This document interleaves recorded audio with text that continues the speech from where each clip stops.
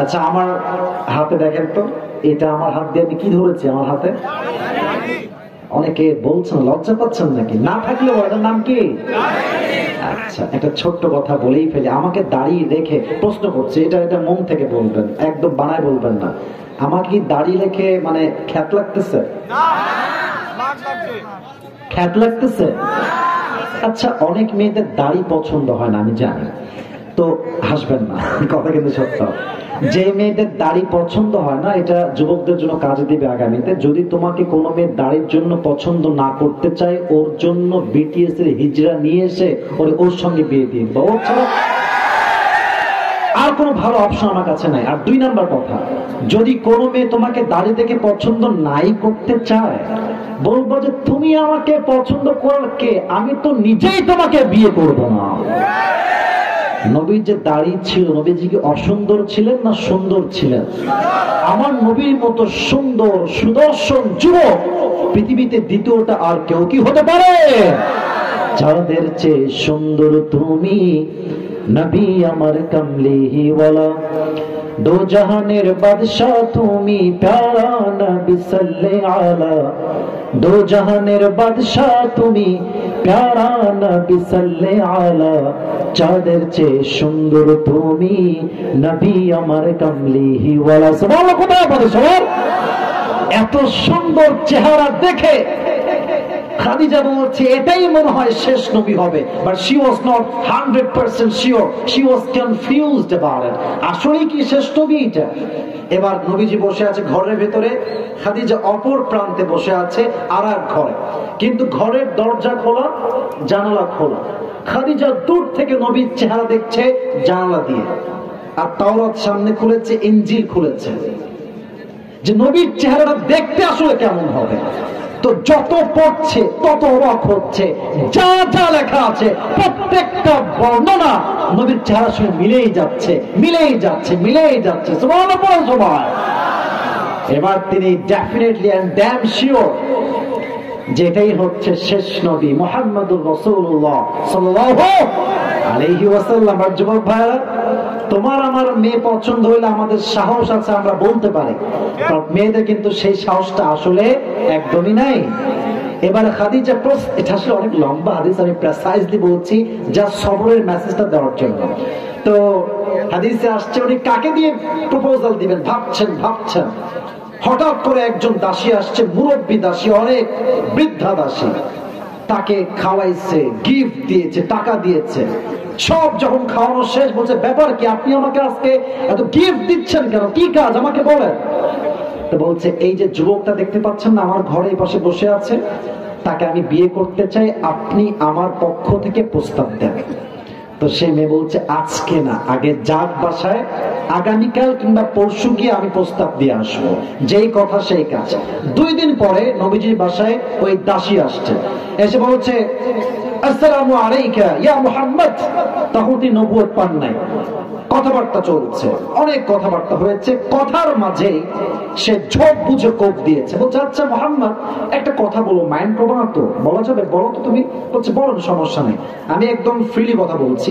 তো উনি বললেন যে আচ্ছা, আমার একটা জানার একটা আগ্রহ তোমার কাছে, হাদিসে আসছে, সেটা হচ্ছে যে আচ্ছা তুমি তো মাশাআল্লাহ তোমার বয়স 25, তুমি ব্যবসাও করছো মাশাআল্লাহ, সব ঠিকঠাক আছে, তো তুমি বিয়ে করো না কেন? মানে তুমি বিয়ে কেন করছো না, আমাকে একটু বলা যাবে? মানে যদি বলতা কি সমস্যা। তো নবীজি যা বলেছেন, এটা তোমার কথা, এটা আমার কথা। নবীজি বলছে আমি তো বিয়ে করতে চাই, বাট আমার কাছে বেশি টাকা পয়সা নেই।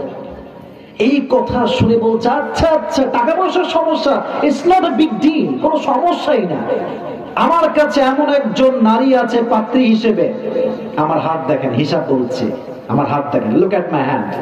আমার কাছে এমন একজন নারী আছে যাকে বিয়ে করলে মোহর দেওয়া লাগবে না, যাকে বিয়ে করলে বাড়ি দেওয়া লাগবে না, যাকে বিয়ে করলে কাপড় দেওয়া লাগবে না, যাকে বিয়ে করলে ভরণ পোষণ দেওয়া লাগবে না, যাকে বিয়ে করলে তোমাকে কোনো ব্যবসা করতেই হবে না, বরং তোমার ব্যবসা করতে যা যা লাগে, যত টাকা লাগে, যত আসবাব লাগে, যত মাধ্যম লাগে, সেই তোমাকে সব এনে দিবে।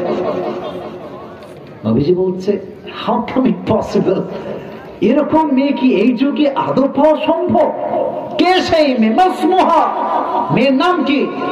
এবার সে বলছে ইসমুহা খাদিজা, তার নাম হচ্ছে খাদিজা। অবাক করার বিষয় হচ্ছে হাদিসে আসছে নবীজি আগা গোড়ায় খাদিজাকে পছন্দ করতেন। সুবহানাল্লাহ পড়বেন না আপনারা? বাট নবীজি ভাবতেন আমি হলাম গরিব ঘরের একজন যুবক, খাদিজা হচ্ছে কোটি কোটি টাকার মালিক, আমার বিয়ে তার সঙ্গে কেমন করে সম্ভব? কিন্তু নবীজি খুব চালাক, বলছেন যে ও আচ্ছা আচ্ছা, পাত্রীর নাম খাদিজা তাই না? আচ্ছা তো ঠিক আছে, আমার তো চাচা আছেন, বাবা মা কেউ নেই, চাচার নাম কি ছিল কে বলতে পারে? নাম কি বলেন, বলেন নাম কি? তো বলছে আমি আগামীকালকে আমার চাচা আবু তালেবকে নিয়ে আপনাদের বাসায় আসবো, তখন কথা হবে বিস্তারিত কথা।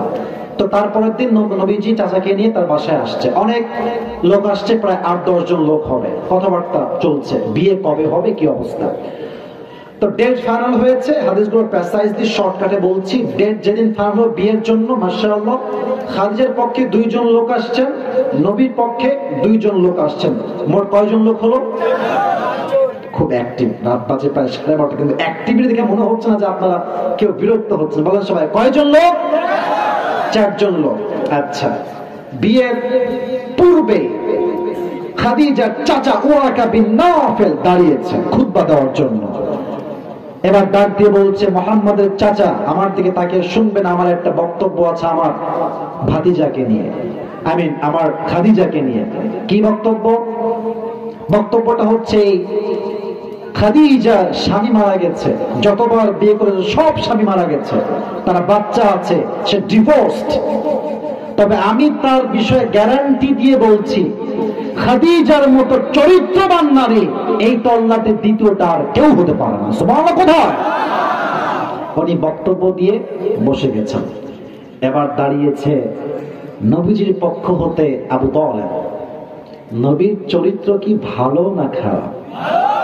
ওয়া ইন্নাকা লাআলা খুলুকিন আযীম, 29 নম্বর পারা সূরাতুল কলম। আল্লাহ বলছেন নবী আপনার চরিত্র যে পবিত্র, আমি আল্লাহ নিজেই তার সাক্ষী হয়ে গেলাম। সুবহানাল্লাহ পড়বেন না আপনারা? আবু তালেব ডাক দিয়ে বলছে খাদিজা শোনো, সবাই আপনারা শুনবেন মনোযোগ দিয়ে। আমার ভাতিজা বেশি একটা বড় লোক কোনো যুবক নয়, টাকা নাই, বাড়ি নাই, গাড়ি নাই, সম্পত্তি নাই, কিচ্ছু নাই।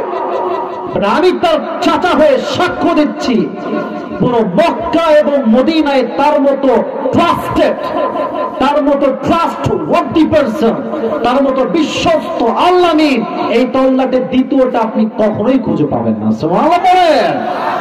অতএব ওয়ারাকা বিন নাফেল, আপনার কপাল ভালো যে আপনি আমাদের ছেলেকে জামাই হিসেবে পাচ্ছেন।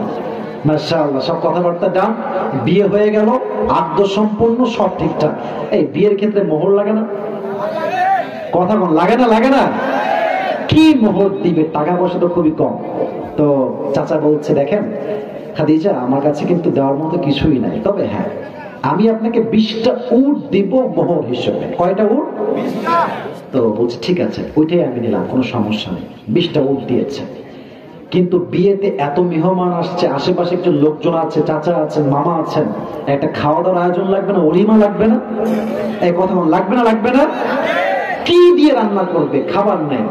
খাদিজার মন, বোনেরা আমার কান খাড়া করে কথা শুনবেন, ভালো করে শুনবেন। খাদিজা বলছে কিচ্ছু লাগবে না, আমার যে 20টা উট মোহর দেওয়া হয়েছে, এই 20টা উটকে ওয়ালিমা হিসেবে এখনই জবাই করে দাও। এরকম মেয়ে হয়তো বিয়ে করতেই মন চায় যুবক ভাইয়ারা, ঠিক কিনা বলো যুবক ভাইয়ারা?